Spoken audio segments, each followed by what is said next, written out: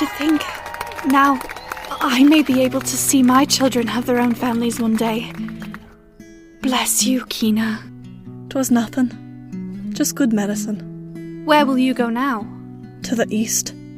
I took a walk a couple weeks back, and I think I saw something I can help with. Well, you're welcome back anytime. I might just take you up on it. Please do. Godspeed, Kyna. And to you.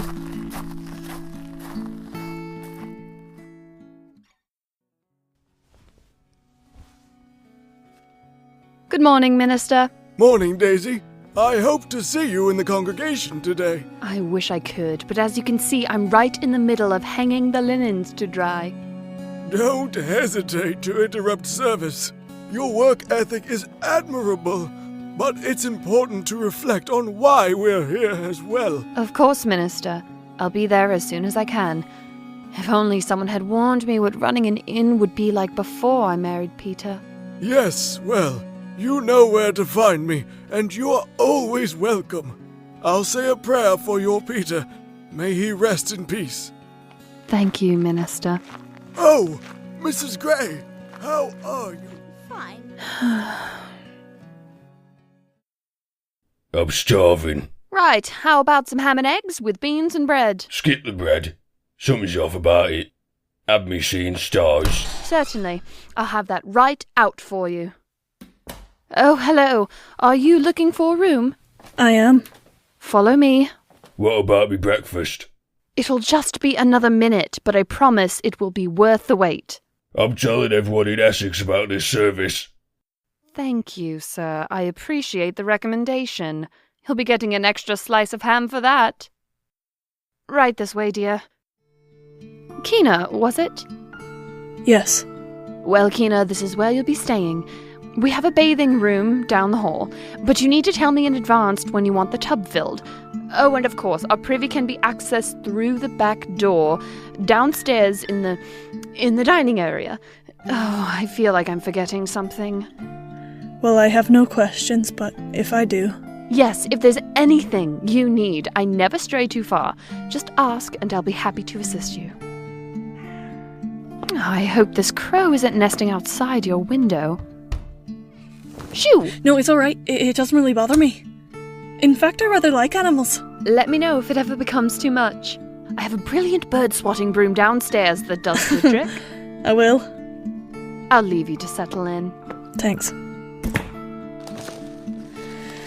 Now, let's see what Rockwood Cove has in store for me. The Fool. Of course a new beginning, but a new innocence as well. Interesting. The devil. A dark authority. Huh. Suppose I'll be on my guard. Death. So, a rebirth is in store after all.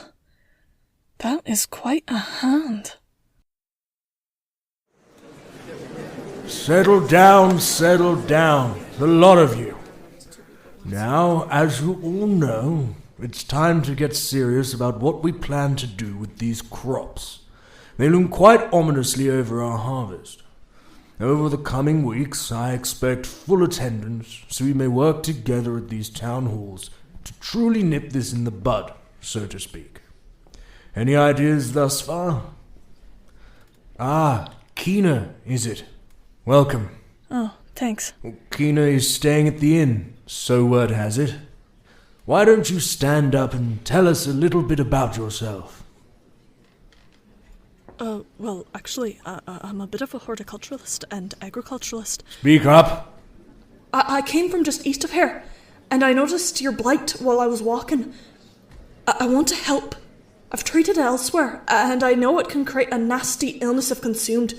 If someone would be gracious enough to provide me with a square foot of field, I would be happy to show you what I can do. And of course, I recommend avoiding all food with grain in the meantime. What about beer? Anything with grain.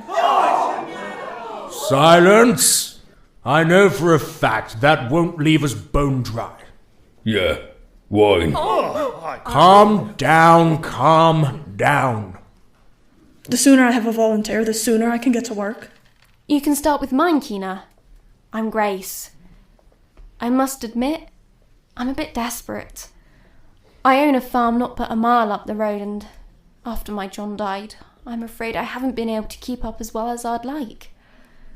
My wheat has these sickly black... Well, I'll suppose you'll see. Thank you, Grace. I'll be there first thing in the morning.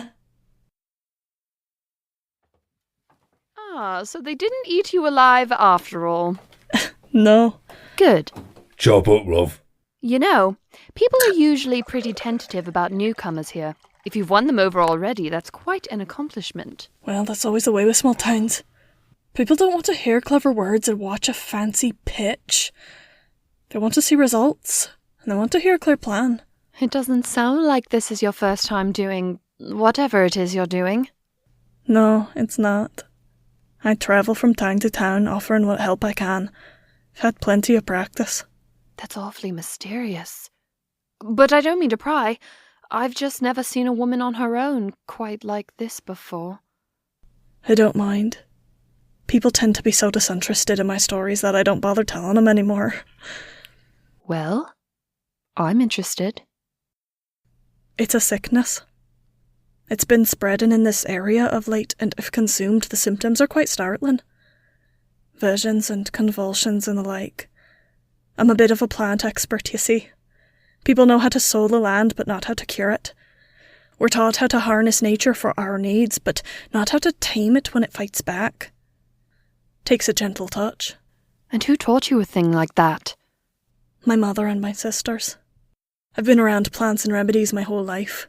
Here, let me pour you another. I've never left this little town.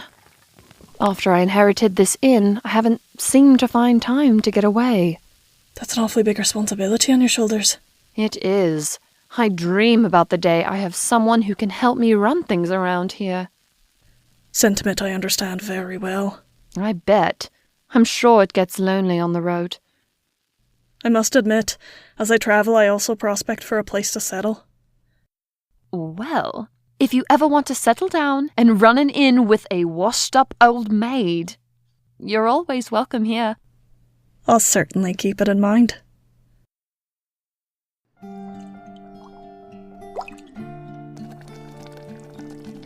Absit omen. Let omens be absent. Fortis in arduous, strong in difficulties. Igni froke, with fire and iron. Agatha, what is that strange light coming from across the street? Oh, from the top floor. Could be a candle, but I've never seen a candle burn green before. Neither have I. Oh, not again. Tell me you didn't have bread today. No more than you. Well, stop eating it for now, dear. Come, lie down. It'll help. No, let's sit here a little longer. I'm quite enjoying the breeze. Okay, love. A little longer. Good morning. You're early? Yes, I quite enjoy sunrises, and I didn't want to wake you. Please. I'm a farmer. I always wake at the crack of dawn. It's rather straightforward anyway. I'll do one lap of your fields trimming, and then it's best to bury it. The disease carries in the smoke. Right. Well, let me see my kids off to school, and then I'll be back to help. There's no rush. Help yourself to breakfast if you like. I don't know if you've eaten, but there's a little bit left, and I always clean up once I get back anyway. You do it all by yourself? Yes. I don't know how. John got sick. And I wanted to curl up and die right there with him. He was the light of my life. But I love these kids too, so dearly. I just take it minute by minute, hoping the next will be better. That's all I know how to do.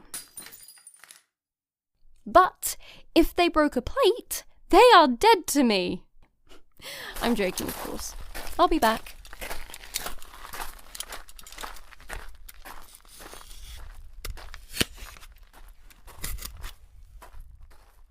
Here I draw the Triskella in the dirt, and upon it I place a shard of aventurine for prosperity, a shard of onyx for protection, and a shard of tourmaline for strengthening body and spirit. With this gentle breeze, these earthly stones, this flame, and my potion, I call upon the elements of air, water, fire, and earth to cleanse this field and family of misfortune, bringing with it abundance.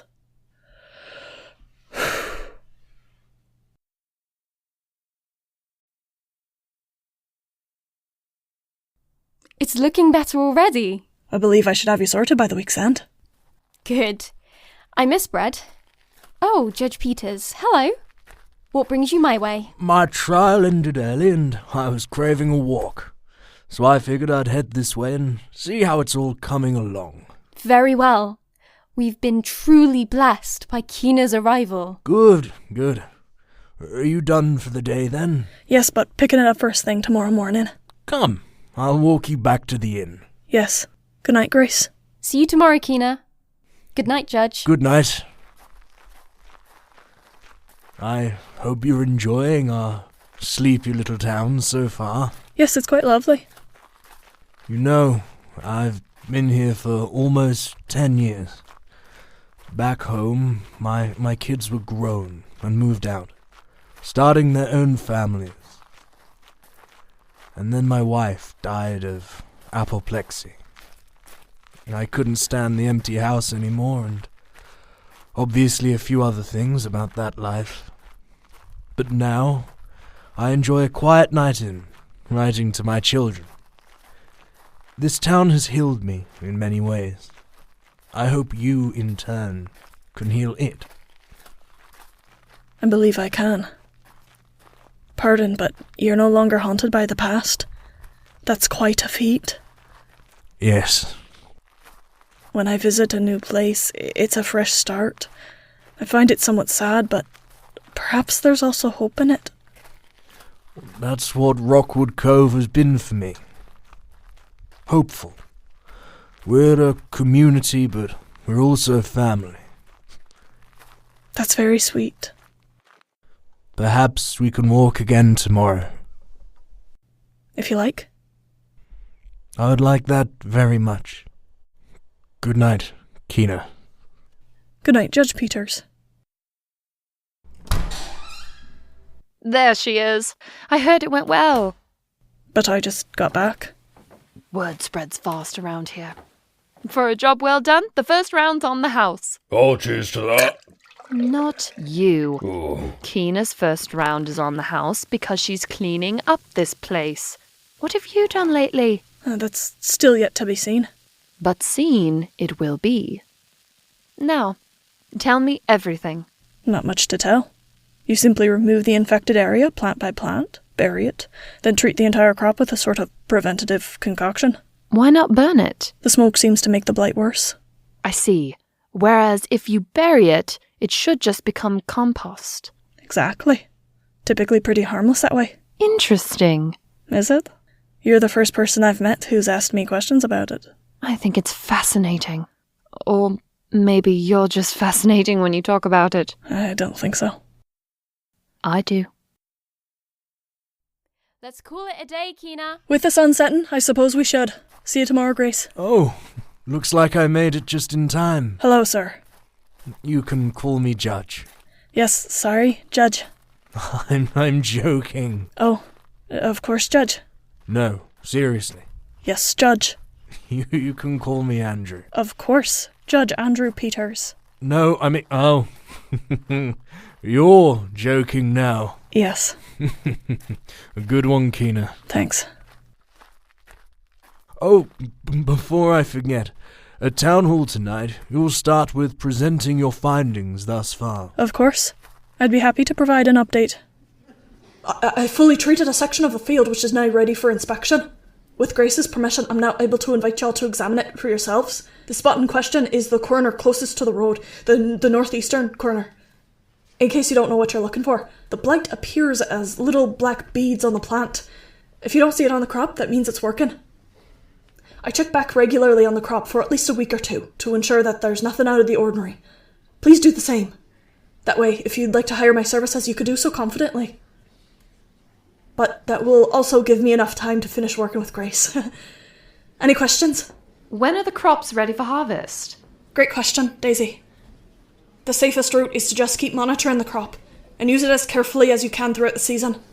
At the first sign of symptoms being convulsions, visions, or any sort of extraordinary physical reaction, one should alert the community at large so we all may take necessary precautions. Sounds like the work of the devil to me. Mm-hmm. Minister?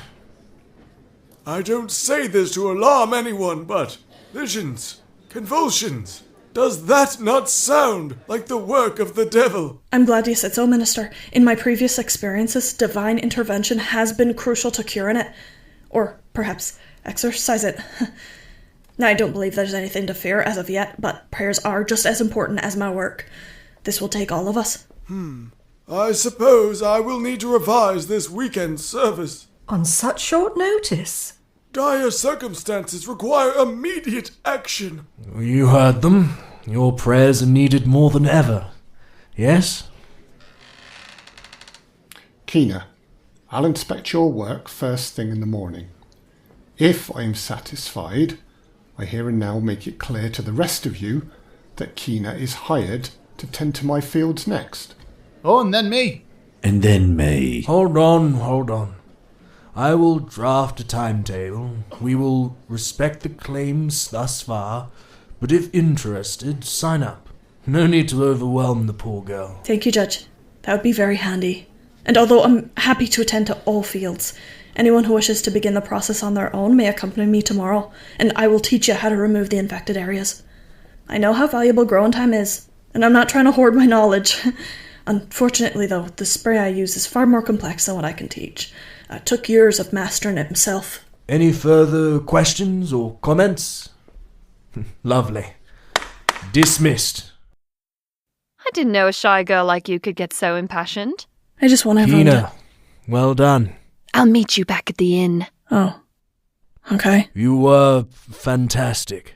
I didn't know you knew so much about farming. I've spent my life studying plants. I would never have guessed by looking at you. I mean, it's just that you're very pretty, and while I appreciate taking walks with an attractive young woman, I also quite enjoy when she has something to say. Does nothing. Just information passed down from generation That's to great. Have dinner with me. It's quite late. Judge. Andrew. Not tonight. Perhaps tomorrow. Oh, I see. I suppose dinner would be lovely. Until tomorrow, my dear.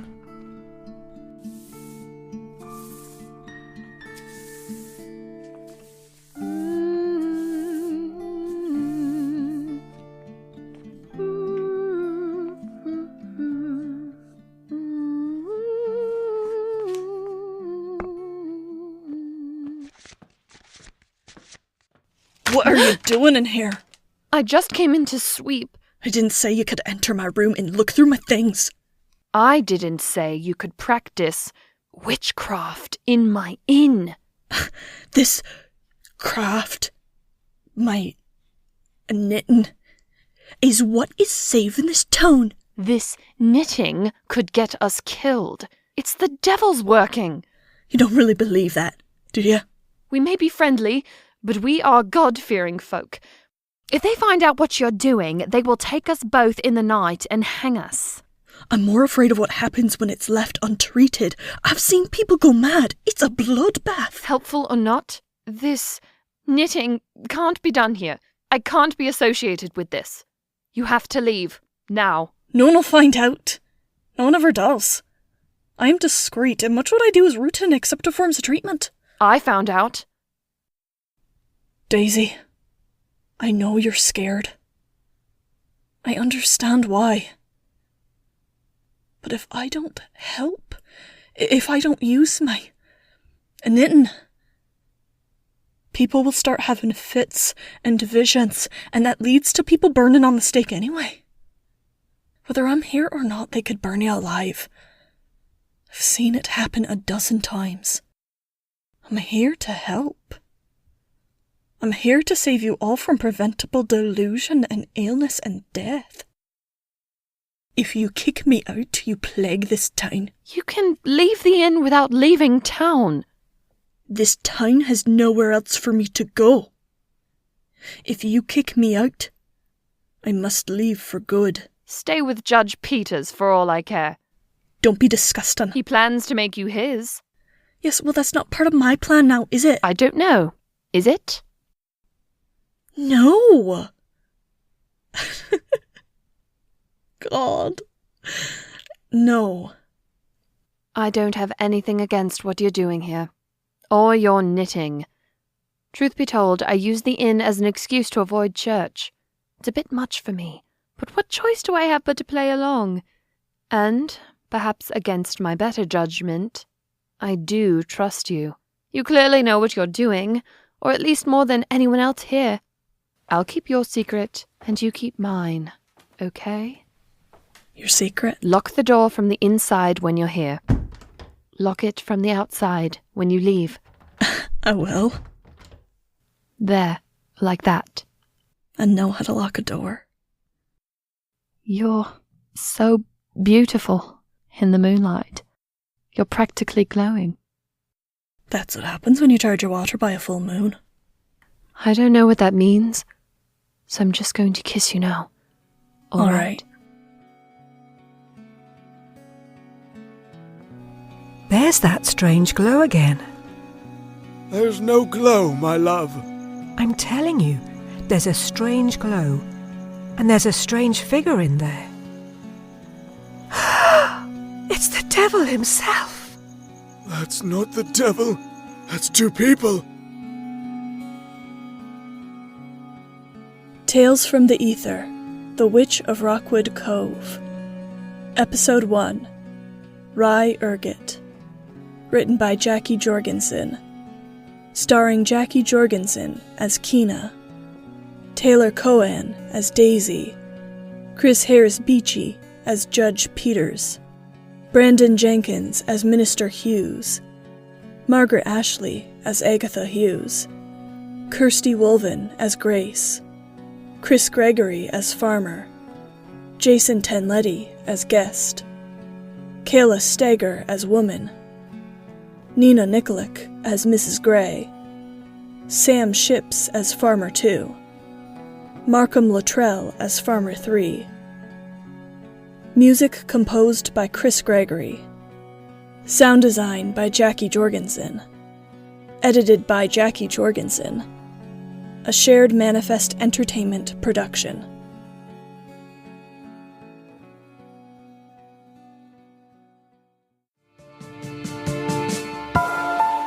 Alternative Stories and Fake Realities is an anthology audio drama and audio fiction podcast, meaning that we have new stories each week rather than an ongoing storyline.